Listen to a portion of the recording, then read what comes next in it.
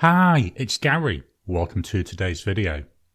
So in our previous videos, we've taken a look at the collecting, the thinking and the planning phases. It's all leading us to this most important phase, which is action. This is all about where you're actually doing the work, where you're getting that work done and where you're delivering the value and the results. So join me now and let's take a look in more details at the action phase.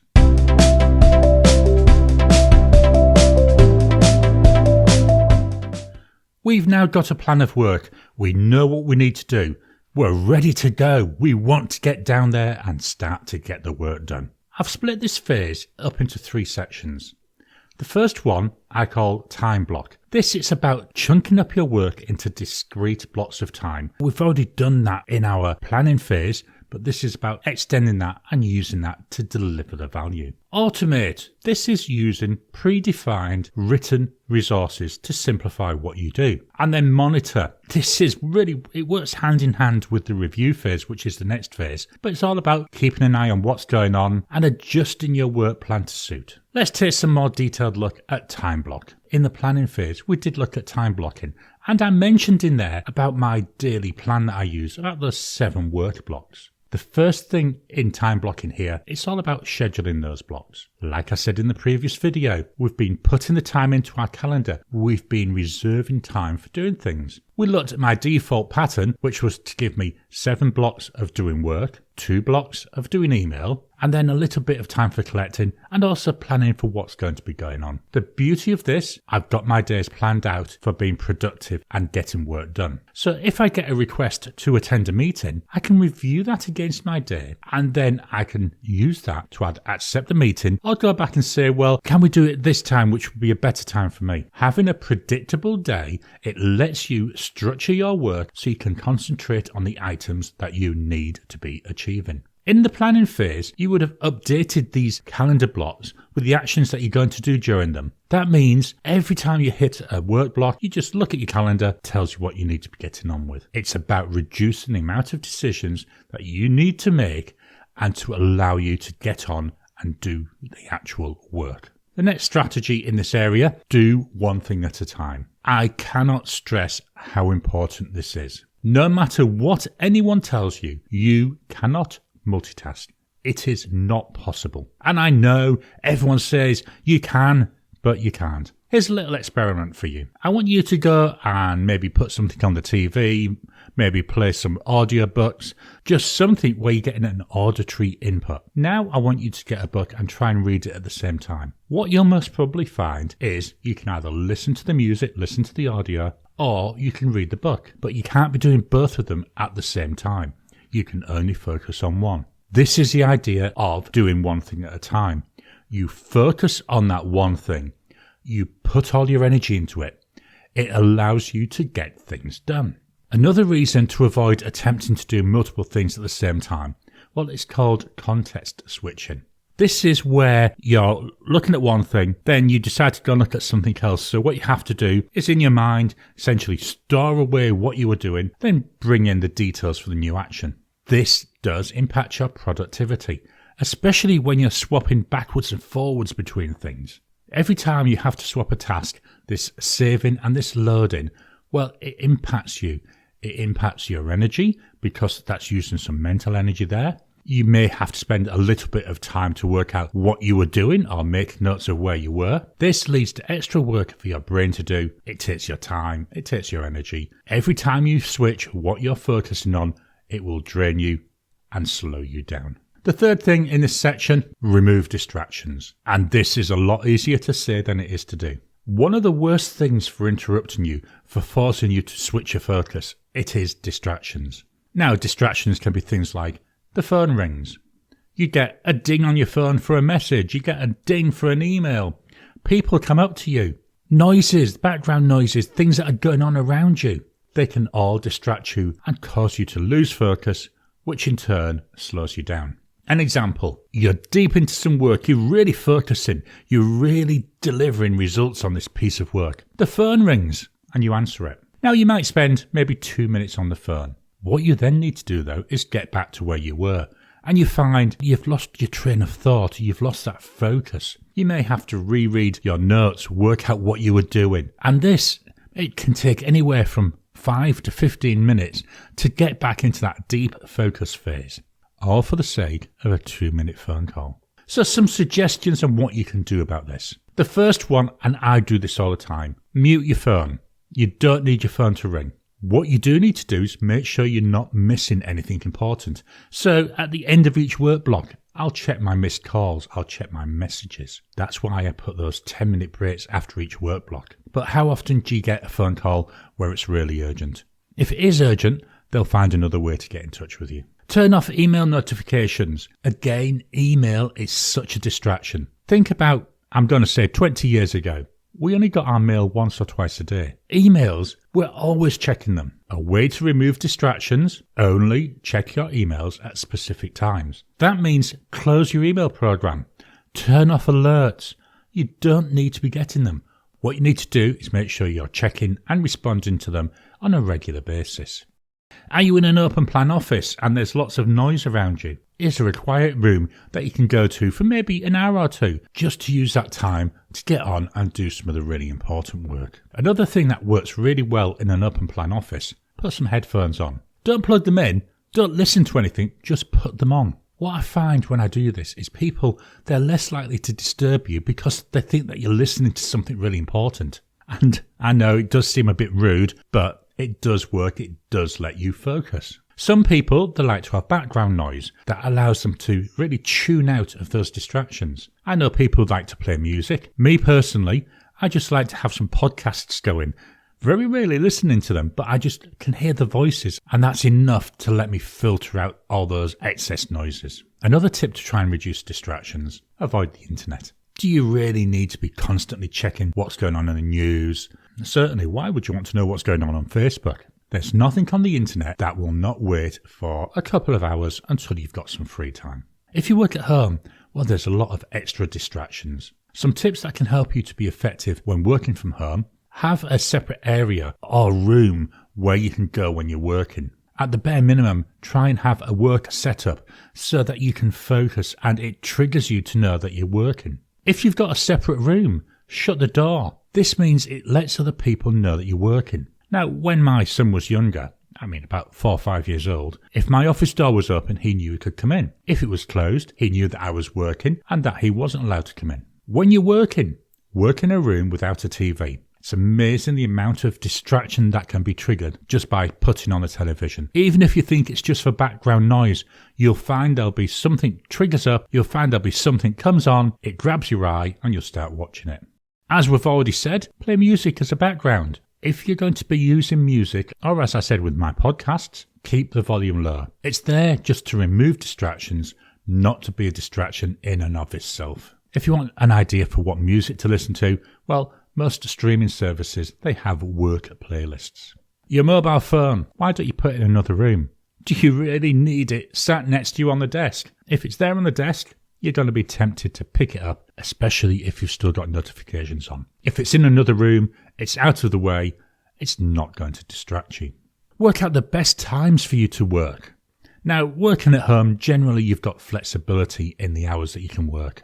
Me, I'm a morning person, so I like to try and start working at 7 a.m. But then I aim to finish working by 4:30 p.m. Now there's other people, they're more evening people. My wife's one of those.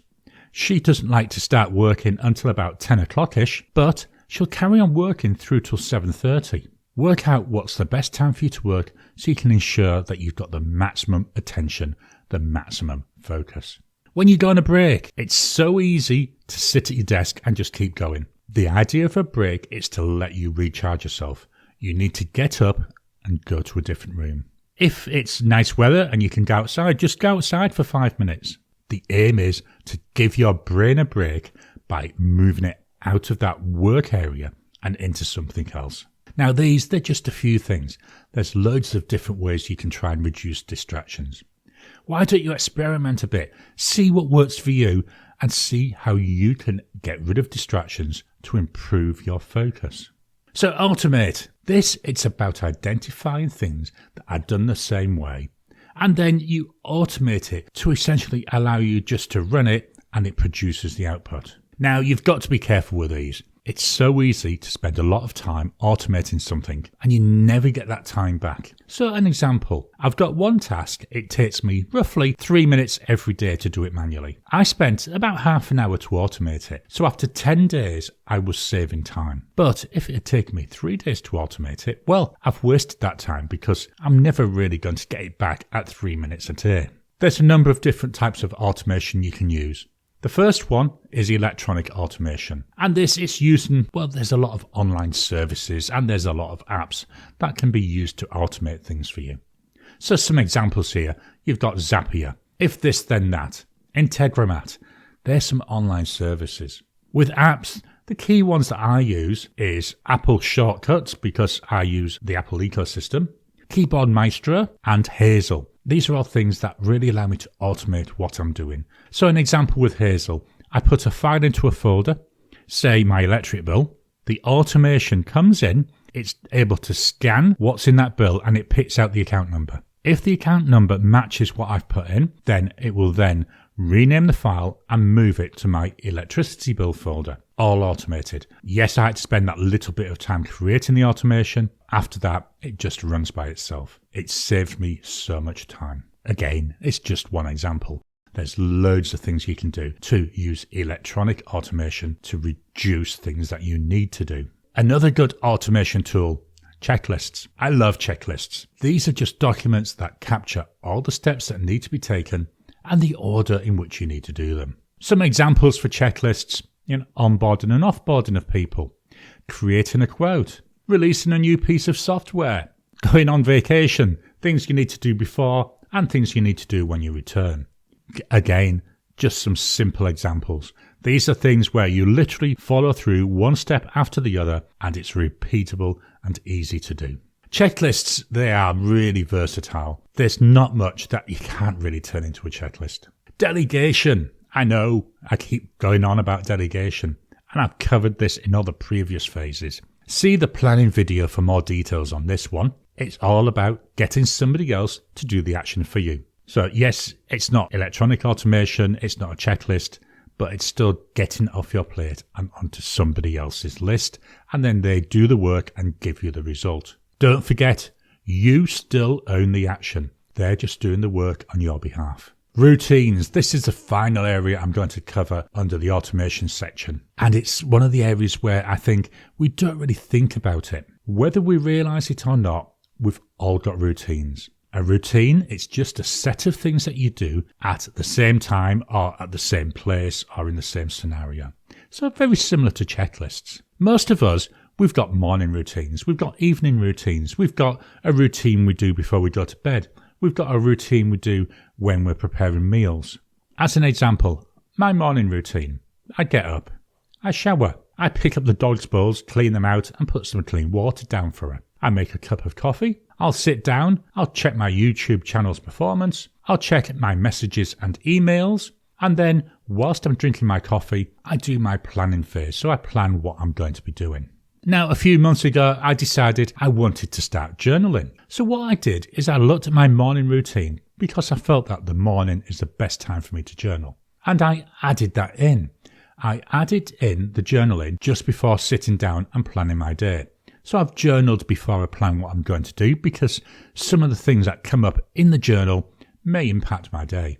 I adjusted my morning routine, I added in journaling, and that allowed me to start journaling consistently. So spend a bit of time now to identify your routines and then start to use them to drive what you do. Another example, I used to, as part of my morning routine, check Twitter. So what I did when I actually identified my routine and looked at it, I saw that checking Twitter didn't add any value to my day. So I was able to use this and move it to later in the day where it didn't matter. It's these little changes that can soon add up and make a big difference to you. The final stage, I call it monitor. This, as I said earlier on, it feeds into the review phase. It's about monitoring what you're doing. So some things to ask yourself when you're monitoring. Am I being effective? This is about what you could do versus what you've got done.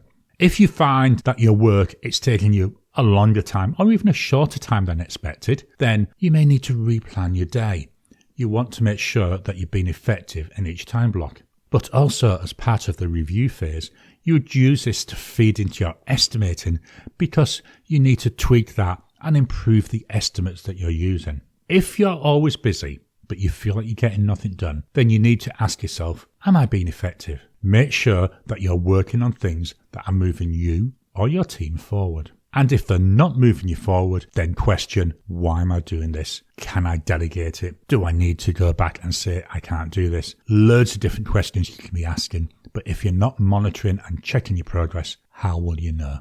The next question to be asking, am I being efficient? And yes, I know most people are going to say, well, this is all about, can I do more with less? So here I'm thinking about things like, spending 2 minutes before I start work, get everything onto my desk that I need so that I don't have to interrupt myself by going off and getting something else. If you're doing client visits, are you able to schedule your route so you're going more or less in a straight line rather than constantly going forwards and backwards? Make efficient use of your route to make efficient use of your time. Another thing to ask yourself, there's a lot of distractions here. Can I go somewhere else and work? Can I work in a quiet room? Can I go to a coffee shop? Can I go around the corner and sit there? If something's stopping you from being efficient, you need to look at it to see what you can do to remove the item. Now, they're just a few examples. There's loads of other things that you can do to help you increase your efficiency. But don't think you need to change something. You may already be working efficiently. If you are, then fine. Don't try and fix them. If it's working okay, just leave it. So it's the action phase. It's the phase where you get stuff done. It's the phase that you should be aiming to spend 80% of your day in.